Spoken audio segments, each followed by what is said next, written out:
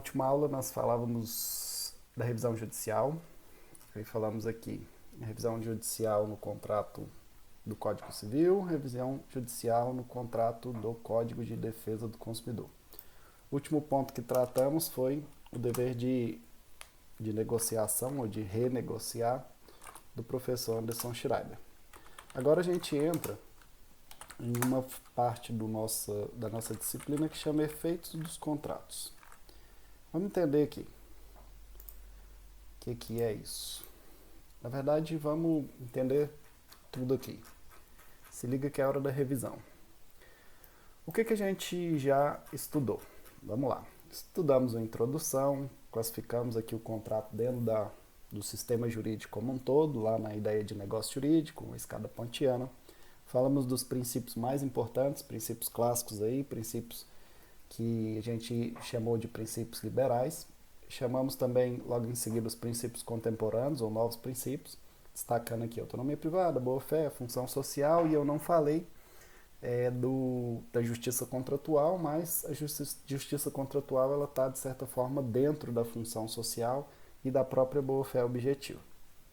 Então, logo em seguida nós entramos na classificação, estudar as várias espécies de contratos aqui. Eu falei que isso aqui é bem importante, a gente vai falar de novo de classificação, as várias formas de contratos que existem.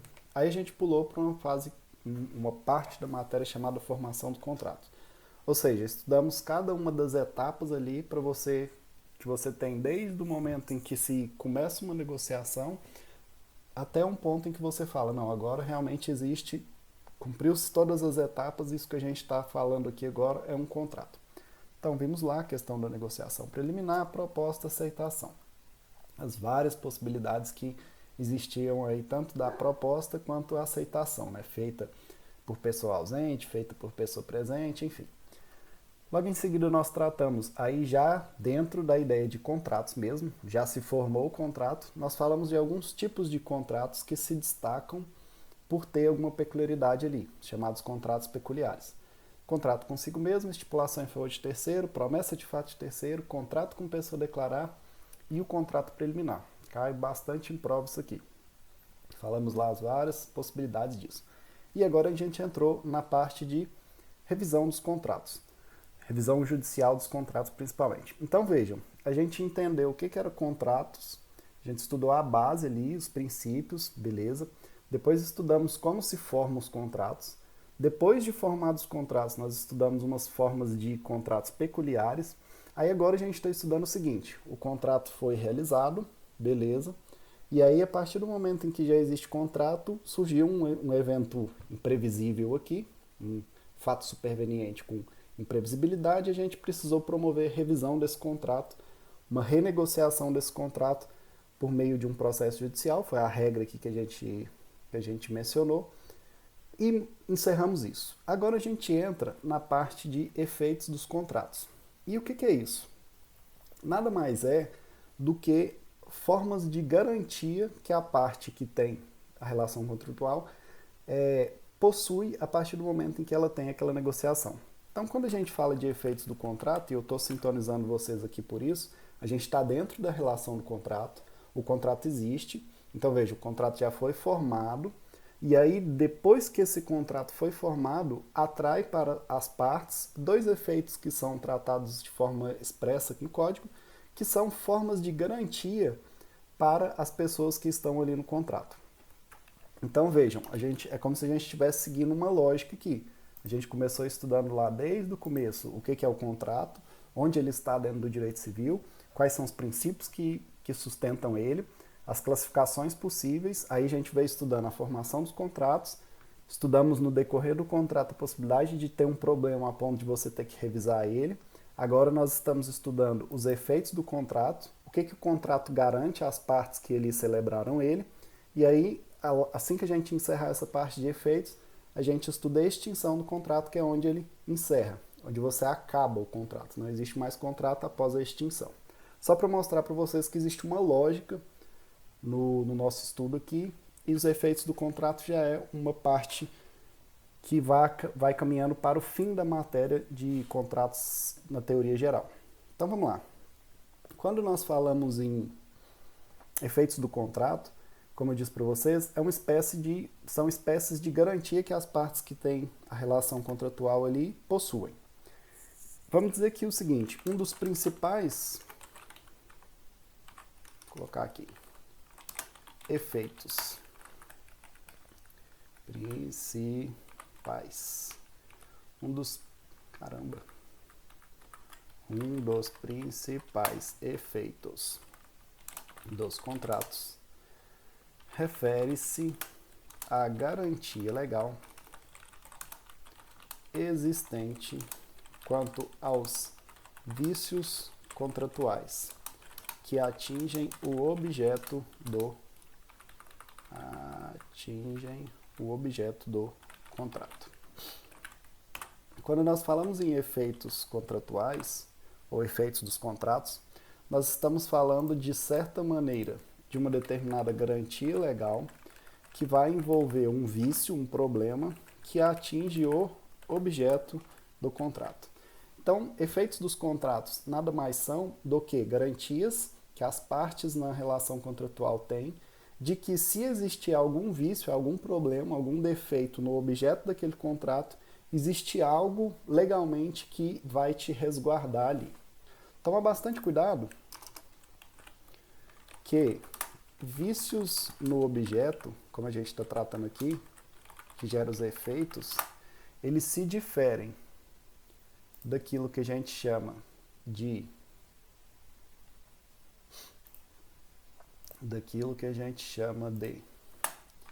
vício da vontade,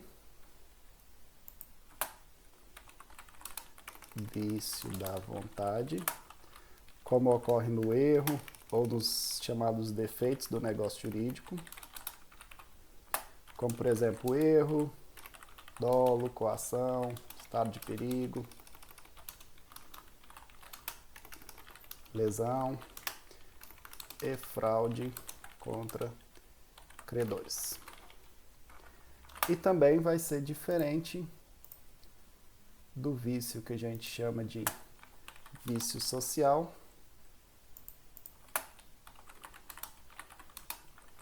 aqui onde a gente tem, fraude contra credores está aqui, falando besteira.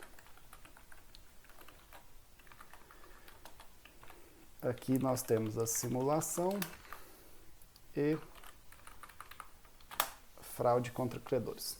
Então, vício no objeto, que vai gerar isso que a gente está falando de efeitos do contrato, eles são diferentes dos vícios da vontade, que são aqueles defeitos na vontade da pessoa, como ocorre no erro, no dolo, na coação, que são os chamados defeitos do negócio jurídico, e são diferentes dos vícios sociais, que são aqueles vícios no contrato que tendem a prejudicar uma terceira parte ali, por isso chamado de vício social. Então esse é o primeiro ponto para você tomar cuidado. Quando a gente fala aqui em vício, é o vício do objeto, daquilo que está sendo contratado ali. E aí o primeiro efeito que a gente tem, basicamente o Código Civil, ele trata dois vícios, dois defeitos do contrato. Um primeiro é o chamado vício redibitório, um segundo é a chamada evicção. Vício redibitório e a segunda é chamada evicção. São esses os dois efeitos somente que nós precisamos estudar para matarmos essa parte da matéria aqui. São os dois efeitos dos contratos previstos expressamente no nosso Código Civil. Muito simples isso aqui e muito importante. O que é um vício redibitório?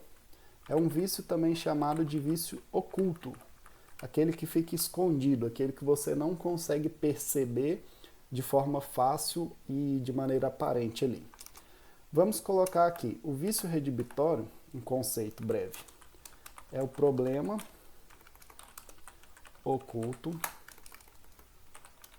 no momento ou desde o momento da tradição, apesar de sempre existente, capaz de diminuir ou prejudicar a utilização do bem. Isso aqui é comum demais. Vou contar para vocês um casinho de uma aluna. Qual foi o casinho, né? E é isso aqui, né? A gente vai, explica, o aluno não tá nem aí, da moral, matéria chata e tal. Aí quando ele tem um problema na vida dele, né, Gilmara? Aí ele, professor, aconteceu comigo, não sei o que eu faço e tal. Eu falo, isso é um vício redibitório. Vício o quê?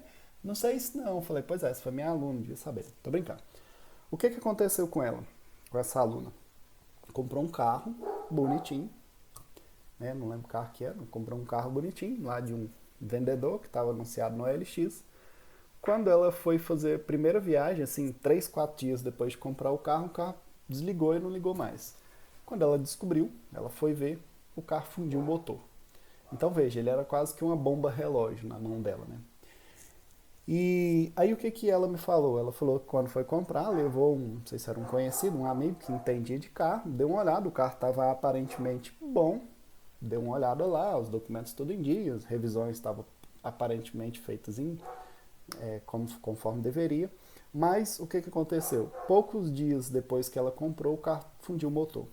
Veja, será que existe neste caso um problema, um vício que estava ali, vamos pensar, dentro do motor, que na verdade já existia, no momento em que ela pegou o carro, aquilo já existia, e que é capaz de diminuir ou prejudicar a utilização? Travou o motor, ou ela arrumava e teria um gasto, que não seria justo dela suportar, ou seria um carro que serviria lá para, sei lá, gato dormir lá dentro dele. Então esse é um exemplo típico de vício redibitório, né? Geralmente os livros mais tradicionais gostam de dar os exemplos com animais, né? Você compra o cavalinho, aí com 3 dias que o cavalinho está lá na sua fazenda, você descobre que ele tem uma doença incurável, né? E ele morre. Então veja, você perdeu o seu cavalinho porque existia um vício naquele objeto do contrato, que era uma doença inerente ao próprio cavalo ali. O que que a gente precisa trabalhar? O vício redibitório é isso, então.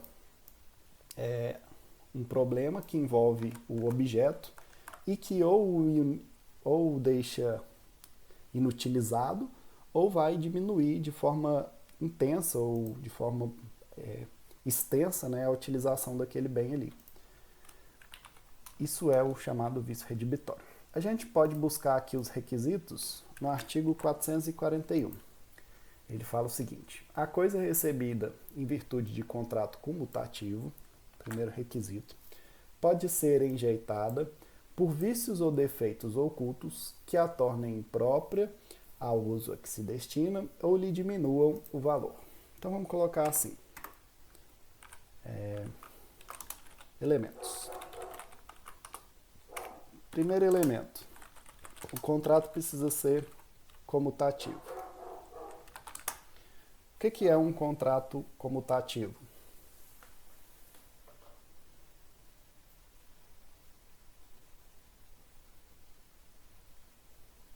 Obrigado. As prestações são conhecidas desde o início do contrato. Além disso, a doutrina vai trabalhar com a seguinte exigência: o contrato precisa ser oneroso. O que é um contrato oneroso?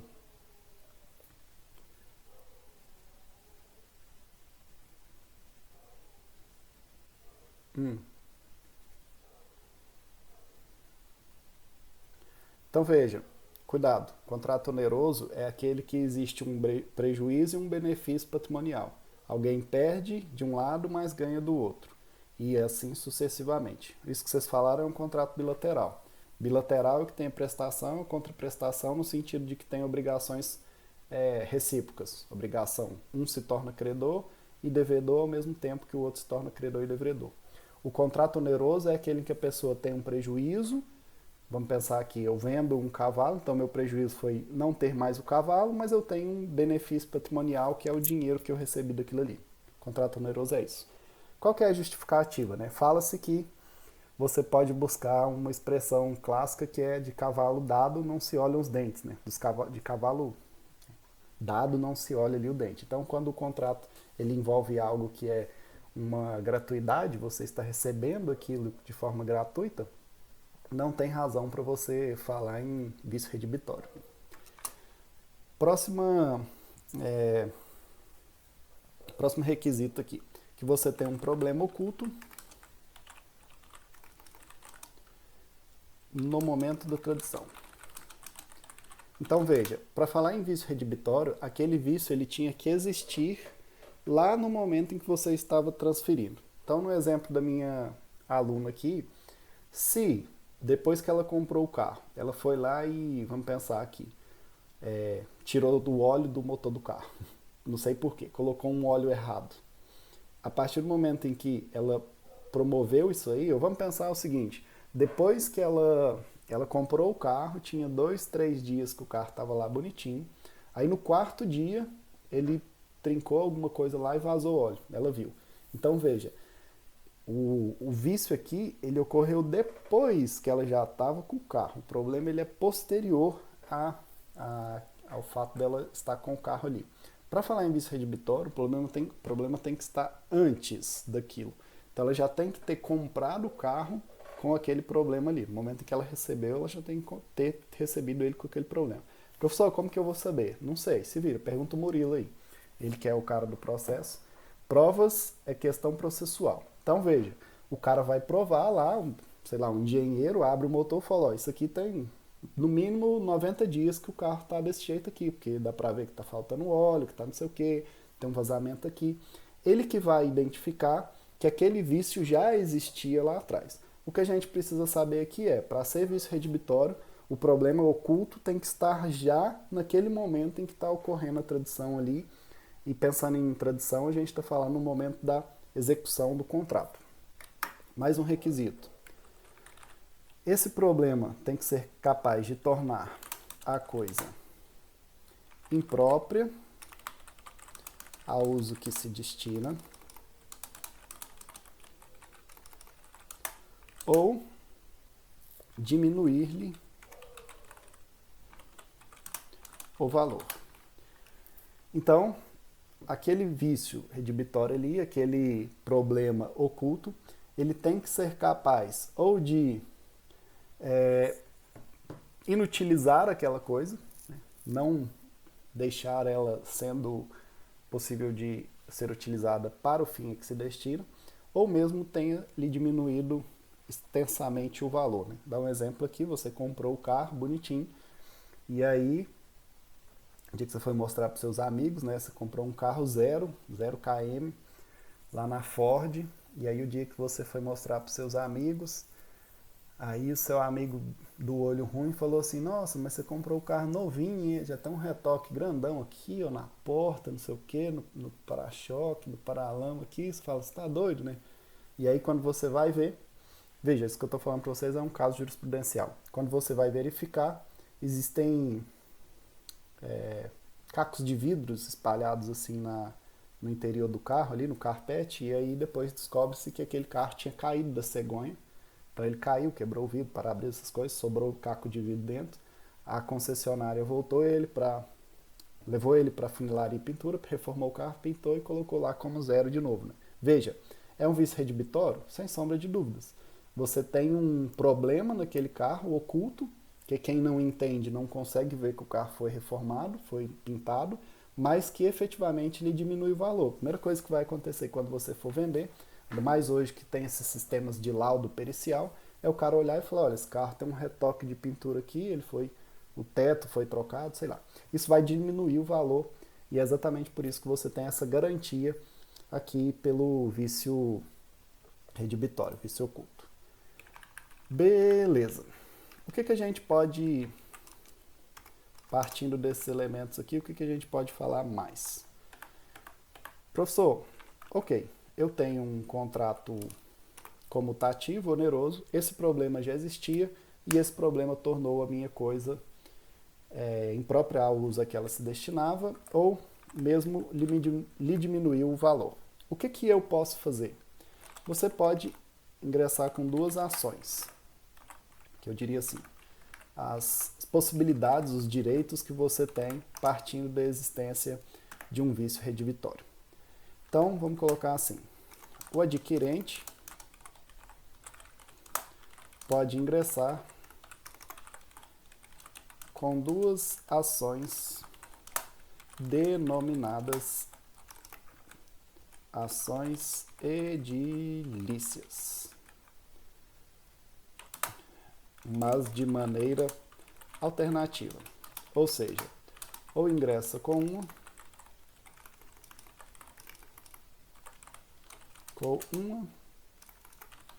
ou com outra. Aqui não se admite aquilo que a gente chama de pedidos alternativos, né? Ou seja, você pede uma coisa e se não for possível, você pede outra. Aqui você vai fazer o seguinte, ou você entra com uma ação ou você entra com outra. Você precisa escolher qual é o tipo de ação que você vai entrar e essa ação ela tem que ser inerente àquele pedido que a gente vai ver aqui agora. Qual é a primeira possibilidade? Nos seguintes termos. A primeira possibilidade é, primeira ação, é a chamada ação, redibitória. O que nós temos na ação redibitória? É a ação que permite ao adquirente rejeitar, ou como o código fala, enjeitar a coisa, redibindo o contrato. Onde que está isso? No próprio artigo 441 aqui. A coisa recebida em virtude do contrato, por que eu abri ele aqui, né? Tá aqui. A coisa recebida em virtude de contrato comutativo pode ser o quê? Enjeitada, ou seja, rejeitada, por vícios ou defeitos ocultos que a tornem própria ao uso a que se destina ou lhe diminuam o valor. Então, veja, quando eu falo aqui de ação redibitória, significa que eu vou descartar aquela coisa lá, falo, olha, eu estou te devolvendo o objeto, eu não quero isso aqui, eu estou rejeitando ou enjeitando a coisa e redibindo o contrato. A redibição, como a gente está falando aqui, logo, a redibição é a extinção unilateral do contrato. A redibição nada mais é do que a devolução daquele objeto lá que está com problema, com um vício oculto, e a extinção do contrato. Me devolve o dinheiro que eu estou te devolvendo essa porcaria deste objeto aqui que não me serve para nada. Essa é a primeira possibilidade quando a gente fala em vício redibitório. Vou colocar isso aqui em maiúsculo. A segunda possibilidade, conforme artigo 441. A segunda possibilidade, ou segunda ação, segunda possibilidade, segunda ação, é a seguinte, a chamada ação estimatória. Pessoal, como que eu vou memorizar isso aqui? Fácil. Sabe estima? Quando você tem estima com as coisas, você gosta daquilo, né? Quando eu falo ação estimatória, eu falo o seguinte, eu não quero devolver essa coisa. Eu tenho uma estima com esse carro que eu comprei com o motor todo lascado, né? Eu gosto demais desse carro todo reformado, todo repintado. Eu não quero redimir o contrato, não quero devolver. Eu só quero que esse contrato se torne justo, porque eu comprei um carro perfeito e eu sei agora que o carro tem um problema que era oculto quando eu fiz essa aquisição. Então, basicamente, a ação estimatória ela visa revisar o contrato para adequar os valores à real situação do objeto. Geralmente por meio do chamado abatimento do preço. Então, a ação estimatória, quando você tem muita estima por aquele objeto que tem um vício, quando você gosta demais dele, não quero redimir, não quero devolver, não vou rejeitar aquela coisa, eu vou ficar com a coisa, mas eu vou, obviamente, fazer uma revisão para que essa coisa tenha agora sim um preço justo de acordo com o problema que foi evidenciado ali. Está no artigo 442, em vez de rejeitar a coisa, redimindo o contrato, pode o adquirente reclamar o abatimento do preço. Veja, portanto, que isso aqui, a ação estimatória, ela inclusive está mais relacionada à lógica que a gente está defendendo aqui. A gente já viu lá que se busca por meio da revisão judicial adequar o contrato exatamente para que você mantenha a relação, que essa é assim, pelo menos é o desejo de todo mundo, né, que o contrato seja mantido, porque senão ele não existiria. O contrato ele surge das vontades. A ação estimatória é essa possibilidade. Então, só lembrar aqui das ações edilícias que tem que ser definidas lá no começo. Você não pode falar o seguinte: olha, excelência, eu quero que revise o contrato, mas se a parte não reduzir 60% do valor, aí eu quero redimir o contrato. Não tem isso. Ou você escolhe devolver a coisa e redimir o contrato, ou você escolhe a revisão daquela negociação ali. Não tem possibilidade de você escolher um meio termo ali e fazer o que a gente chama de pedidos alternativos. Aqui ou é uma ação ou é a outra. Ou você entra com a ação redibitória ou você entra com a ação estimatória aqui. Beleza? Vou colocar isso aqui em maiúsculo também. Então, só lembrando aqui, vício redibitório é o vício oculto, que existia desde o momento da tradição do objeto ali, que está em um contrato oneroso e comutativo, e que ou inutiliza o objeto ou vai diminuir demais o valor dele. A partir da existência do vício redibitório, o vício oculto, você pode ou extinguir o contrato por meio de uma ação redibitória, redimindo aquele contrato devolvendo o objeto problemático, ou promover uma revisão por meio da ação estimatória, ou seja, promovendo um abatimento do valor. O que a gente pode descrever aqui mais? Quais são as consequências? Ou seja, o que você extrai desta vou colocar isso aqui em negrito, dessas ações? Ou seja, o sujeito tem essa garantia, que é o vício redibitório. Ele entrou com a ação. Qual é a consequência? Qual será o resultado dessa ação? Você tem duas possibilidades. Primeira possibilidade, como consequência de uma ação redibitória ou ação, principalmente a ação redibitória aqui. Se o alienante sabia do vício, ou seja, se você aqui tem o que a gente vai falar assim, violação da boa-fé, a consequência será a restituição do valor do objeto, mais as perdas e danos. Indenização. Então vamos pensar no caso da minha querida aluna que se lascou na compra do carro. Se ela conseguir provar que aquele sujeito sabia que o carro era um carro bomba, que o motor estava para fundir, professor, como que você vai fazer isso? Não sei, pergunta para o Murilo. Tô brincando. Você consegue chamar como testemunha lá o cara que fazia manutenção do carro.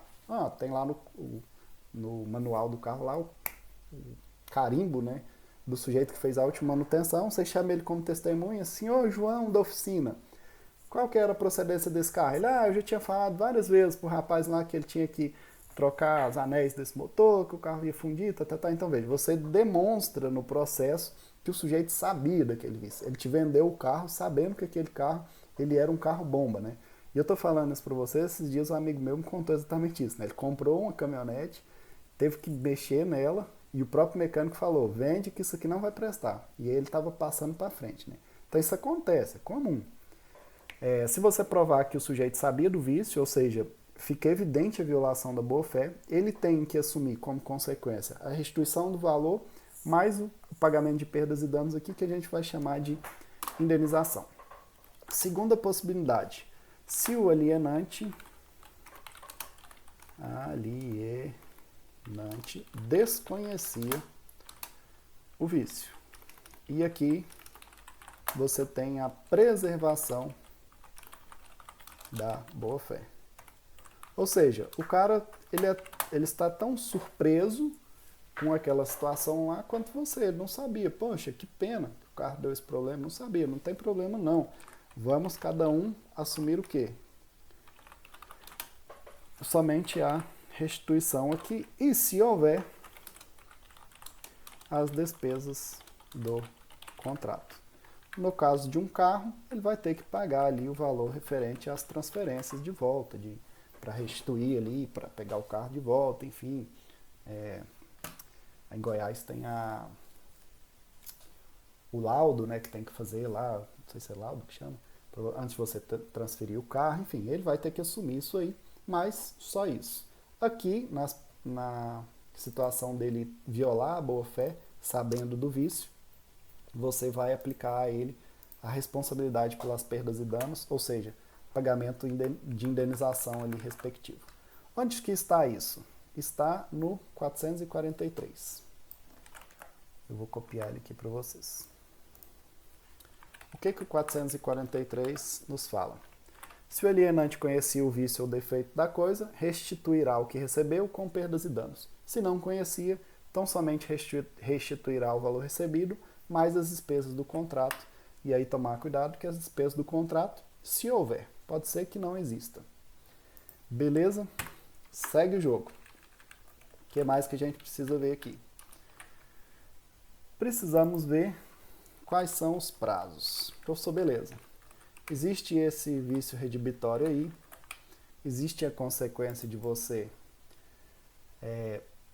ou demonstrando que o sujeito sabia receber restituição mais indenização, ou se verificar que o sujeito não sabia, desconhecia, agia efetivamente de boa fé, você restitui o valor e aí cada um, de certa forma, assume o seu prejuízo ali. Mas quais são os prazos? Primeiro, lembrar que esses prazos aqui são prazos decadenciais. Ou seja, se não agir, haverá a perda do direito subjetivo.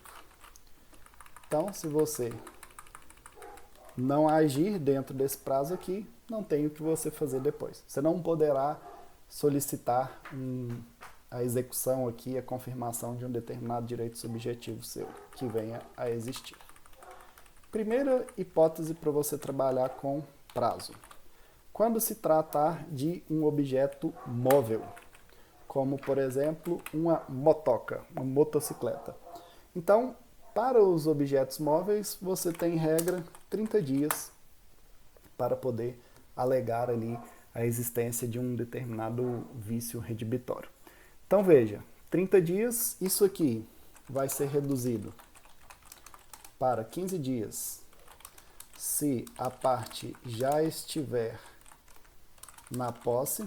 Então, vamos imaginar que eu peguei emprestado a moto aí do José Grilo, e falei, não, empresta essa moto aí, eu vou usar ela uns dias aqui, se bobear eu te compro ela. E aí eu fico com essa moto uma semana, falo, você quer me vender? Quero. Não, então vou te comprar.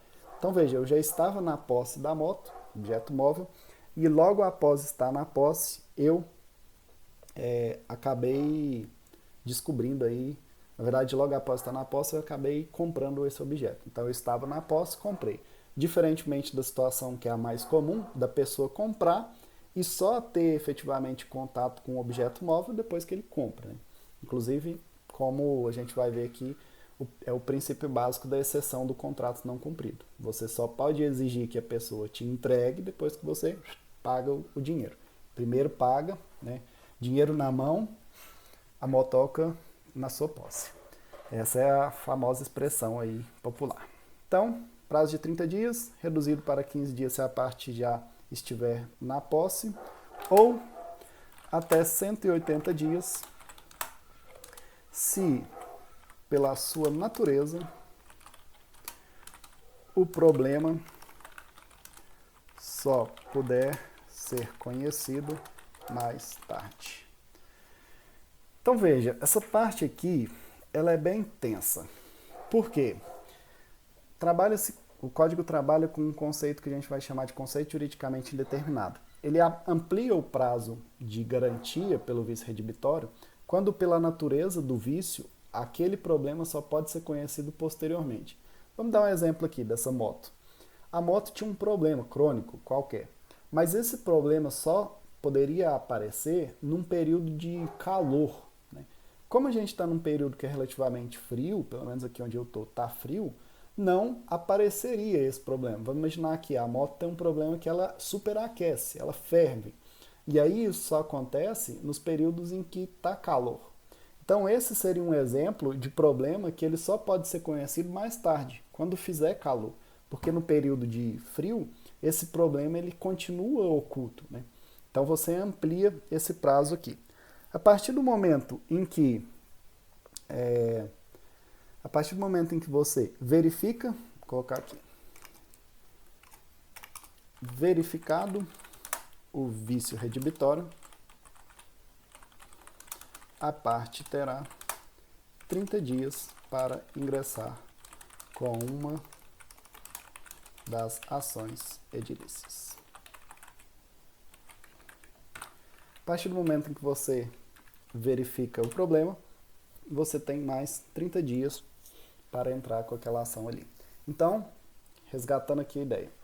Qual o prazo? Objeto móvel, 30 dias, quando se tratar de objeto móvel, reduzido para 15 dias se você já estava na posse ali. Ou até 180 dias, se pela natureza daquele objeto, natureza do problema, você só puder conhecer ele mais tarde. Tem um autor, acho que é o Tartucci, ele dá um exemplo assim, olha, você comprou cerâmicas para a sua residência, ok. Quando você recebeu a caixa, né, a caixa de cerâmica, não, azulejo, você recebeu a caixa de azulejo na sua casa, você viu que tinham alguns quebrados. Qual é o prazo que você tem para reclamar daquele vício que estava oculto? Por que oculto? A caixa vem fechada, azulejos, né, todos ali colados no outro, você vê só o primeiro e o último. Os do meio você não consegue enxergar. Qual é o prazo? Você tem 30 dias para reclamar desse problema e depois mais 30 dias para entrar com a ação redibitória. Mas vamos imaginar que esses azulejos, você abre a caixa, está perfeito, show de bola. Quando você coloca ele no piso, aí sim você descobre que ele tem um problema de lote daqueles azulejos ali, que ao esquentar ele quebra, ele trinca no meio. Então seria esse o exemplo de um problema que, pela sua natureza, de quebrar quando ele já está no piso, você precisaria ampliar esse prazo aqui de garantia do vício redibitório. Então o Tartucci ele trabalha com esse exemplo aí, que eu acho um exemplo até legal de a gente mencionar aqui. Beleza, qual é a outra possibilidade com relação aos chamados prazos? Quando se tratar de imóvel, aqui o prazo é muito maior. Aqui o prazo é um prazo de 1 ano e aqui existe uma redução também, reduzido para 6 meses, se a parte já estiver na posse do imóvel. Então vamos imaginar que você está alugando aquela casa ali, você mora naquela casa já de aluguel há um tempo, resolve comprar ela. Então esse período aqui, vejam que nas duas situações você reduz pela metade. Aqui de 30 dias para 15, aqui de 1 ano para 6 meses. Então você terá 1 ano para reclamar daquele vício redibitório, reduzido 6 meses se você já estava na posse daquele imóvel. Ou, aí aqui mais 1 ano, se pela natureza do problema ele só puder ser conhecido de forma posterior. Qual o exemplo legal para a gente trabalhar aqui com essa vício redibitório do imóvel, que pela natureza ele só pode ser conhecido posteriormente? Um exemplo legal é o de infiltração. Então veja, a infiltração ela só pode ser conhecida, na maioria das vezes, quando está num período de chuva. Se não estiver chovendo, dificilmente você terá a demonstração daquele problema ali. Às vezes telhas que estão quebradas, às vezes um forro que não está legal, que não foi bem feito, enfim. Então são essas as possibilidades aqui, um exemplo que a gente poderia tratar de forma mais simplória aí, para demonstrar como que esse prazo, né, no caso do imóvel aí, ele pode ser ampliado. Aqui também, verificado o vício, a parte terá o prazo de 1 ano para ingressar com uma das ações edilícias. Mesmo raciocínio a gente faz, isso você extrai desse artigo aqui, ó. O direito do artigo 445. O adquirente decai do direito de obter a redibição e obtimento do preço no prazo de 30 dias se a coisa for móvel e de 1 ano se for imóvel, contado da entrega efetiva. Se já estava na posse, o prazo conta-se reduzido à metade. Quando o vício, por sua natureza, só puder ser conhecido mais tarde, o prazo contar-se-á do momento em que dele tiver ciência, até o prazo máximo de 180 dias, tratando de bens móveis, e de 1 ano para bens imóveis. Legal que ainda tem um caso aqui específico de animais, né? Tratando-se de venda de animais, os prazos poderão ser estabelecidos por leis especiais, não conheço, acredito que não existe, ou na falta dessa, pelos usos do local. Então, você mora lá no Mato Grosso, no meio do Pantanal, sei lá, e lá o costume de venda de gado é que o cara te dê a garantia de 1 ano. Você vai utilizar aquele costume do local ali e vai utilizar aquela regra nos termos do artigo 113, que ele fala lá que os negócios jurídicos serão interpretados conforme os usos do local da sua celebração, bem como a boa-fé. Então é um artigo que vai trabalhar com costumes, ok? Basicamente é isso. Você vai copiar esse artigo 445 aqui, que é o artigo que vai trabalhar com os prazos. Beleza? Fiz de uma forma mais esquematizada para facilitar as nossas vidas. E aí pronto. Vício redibitório ou vício oculto, basicamente o que você precisa saber é isso. Dica do tio, leia do 441 ao 446. A gente falou praticamente tudo isso aqui de forma mais palpável, de forma mais compreensível. Ok?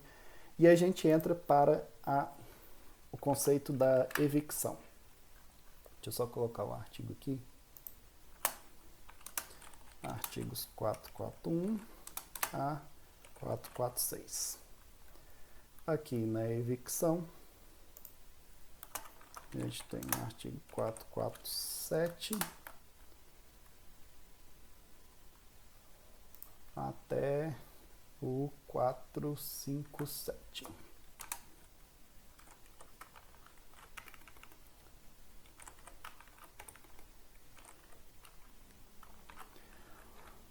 Que diabos é essa tal de evicção?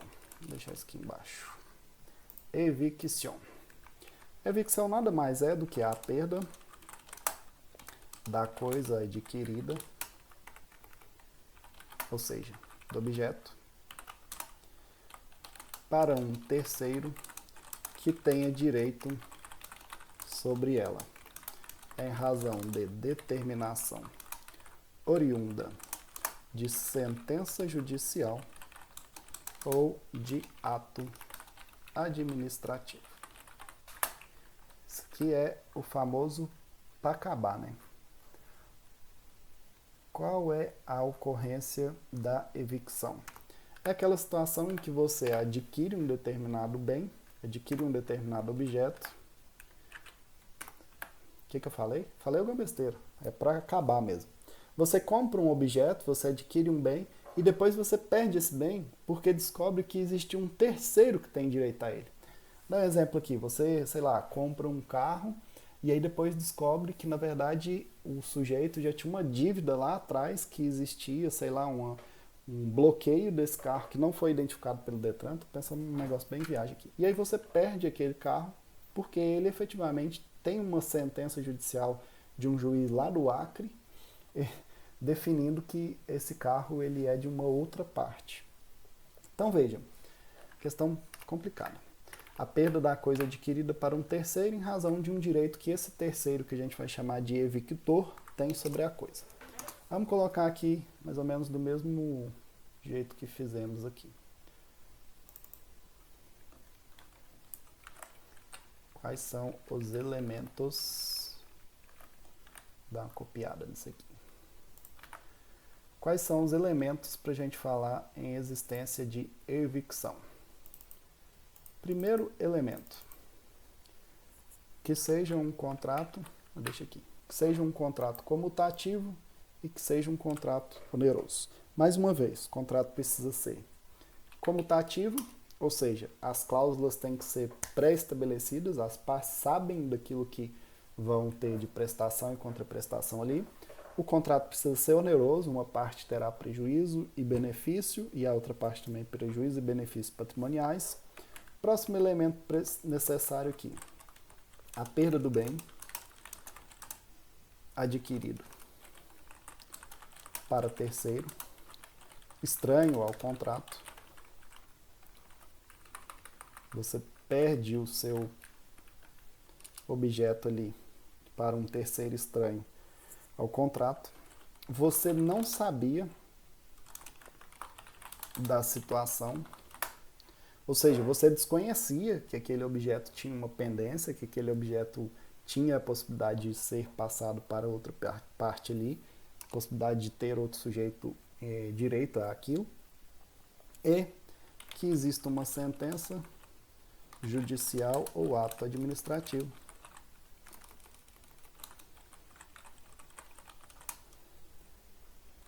transferindo o direito do bem ao terceiro.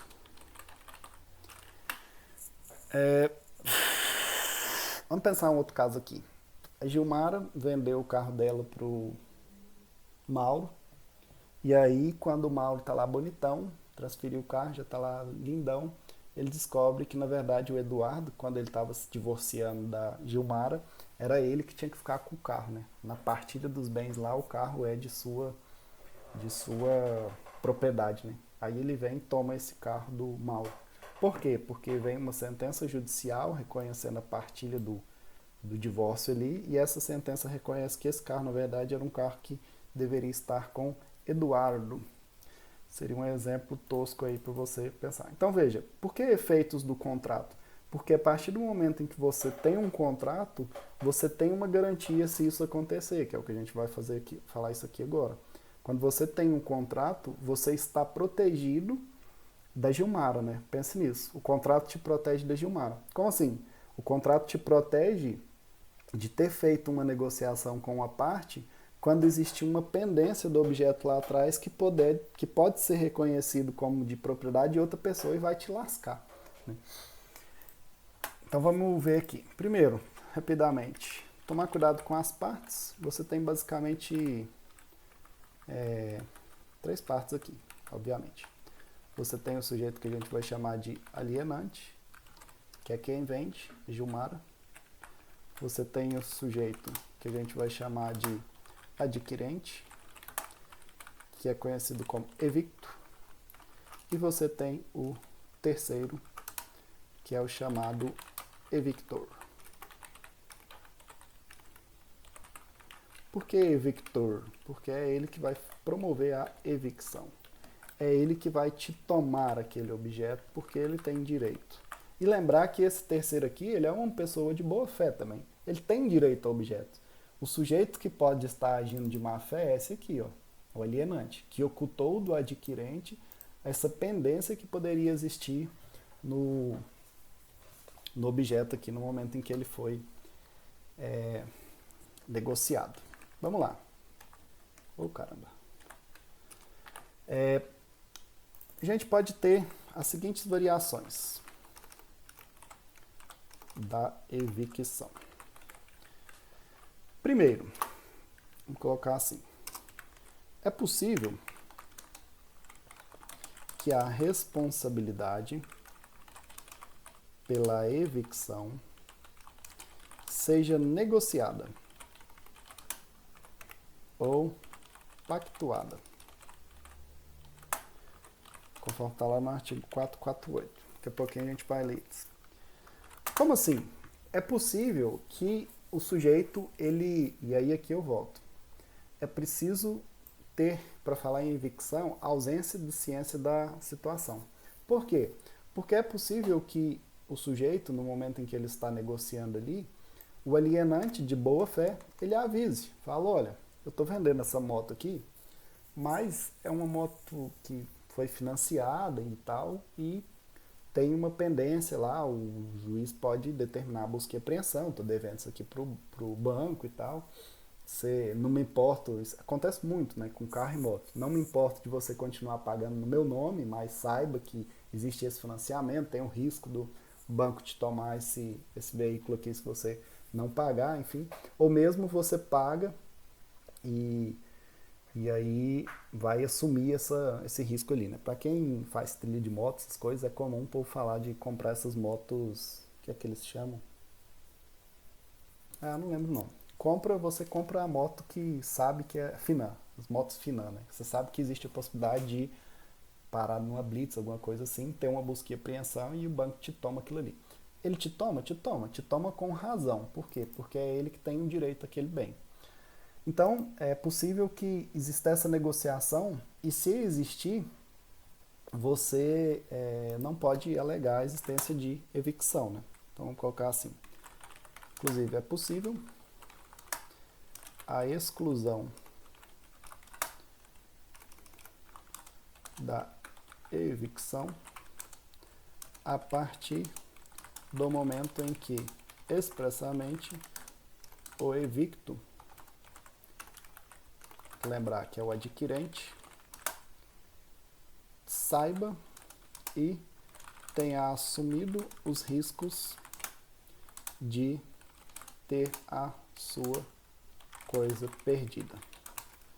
Isso aqui, inclusive, tem um nome, que é a chamada cláusula de irresponsabilidade pela evicção. Basicamente, o sujeito ele pode aceitar que aquela negociação que ele está fazendo é uma negociação de risco. Então o cara fala, eu estou separando a minha esposa, pode ser que ela me tome metade das coisas aí. E se isso acontecer, pode ser que esse veículo que eu estou te vendendo aqui vá fazer parte do patrimônio reconhecido como parte da partilha dela. Vai ter que entregar esse carro lá para o juiz. Então, diga.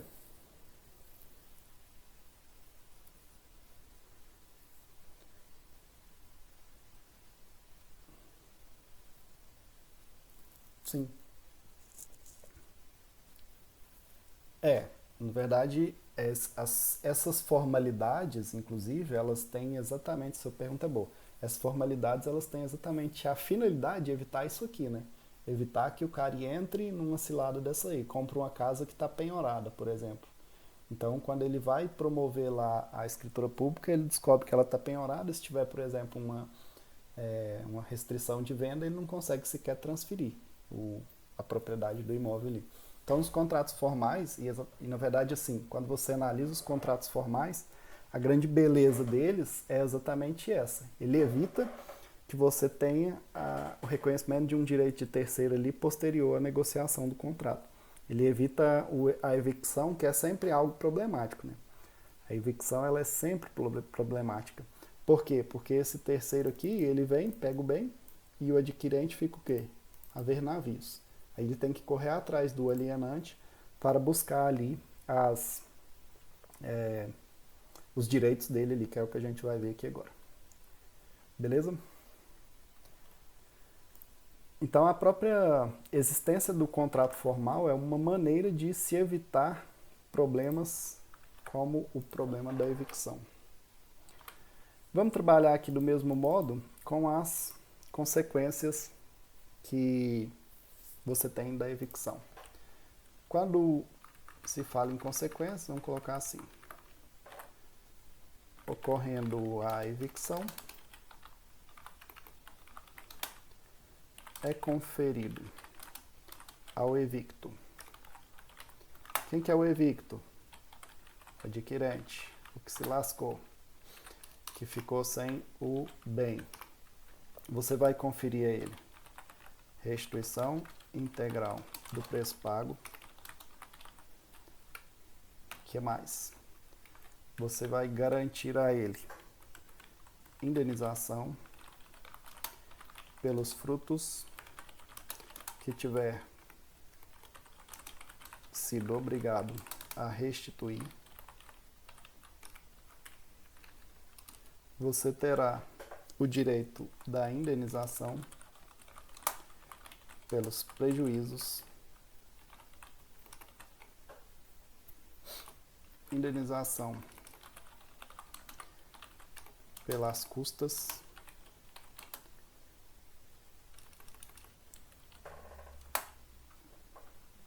inclusive judiciais, e a indenização, ou na verdade, a indenização mesmo, indenização dos honorários advocatícios. Então, basicamente, o que a evicção garante ao evicto, aquele que perdeu o bem, é a restituição integral do valor pago pelo bem, a indenização pelos frutos, que é aquilo que saiu que foi um acréscimo, né, no seu patrimônio que se tirou do próprio bem, Então vamos imaginar que você tinha comprado um determinado fazenda, sei lá, e aí plantou, então existe ali um exemplo de fruto natural. Você plantou naquela fazenda, estava para colher, quando de repente descobriu que no momento da colheita existia o evictor ali para te tomar aquele bem. Então, você tem direito a receber o valor da fazenda, mais a indenização pela plantação que você acabou tendo que restituir ali, ter que devolver, como se fosse um investimento que você fez. Fora a indenização pelos prejuízos, aí já é matéria do semestre que vem que a gente vai estudar, os danos que você sofreu, fora a indenização pelas custas do processo, que você vai ser chamado pela denunciação da lide, isso vai ser inserido lá no processo que vai reconhecer o direito do evictor, mais os honorários que você gastar para entrar nessa briga de comadre aí que a gente está vendo aqui. Então, onde que estão essas consequências? Você tira elas aqui do artigo 450.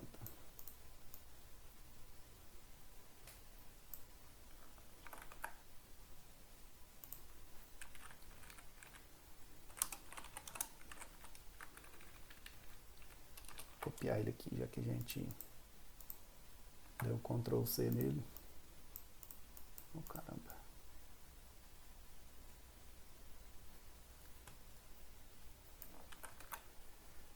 Então, basicamente,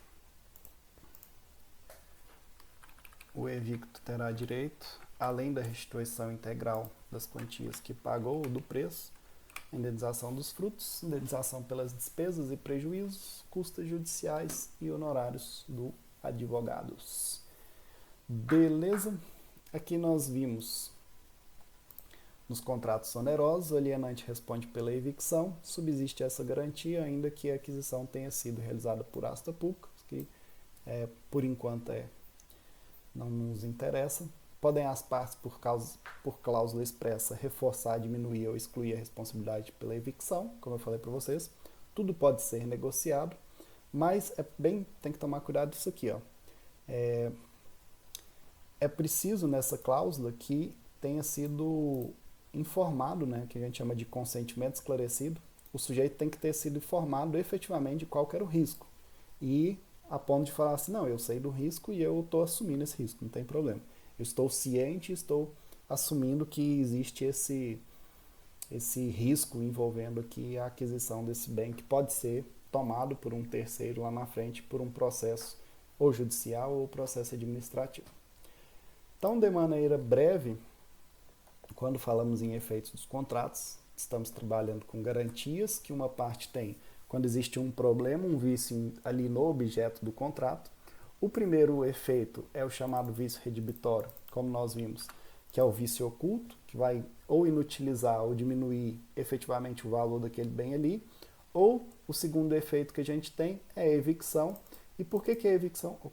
Por que a evicção ela é um efeito do contrato? Porque, obviamente, você tem um problema no objeto que é uma pendência como sendo de propriedade de um terceiro, que a princípio você desconhecia.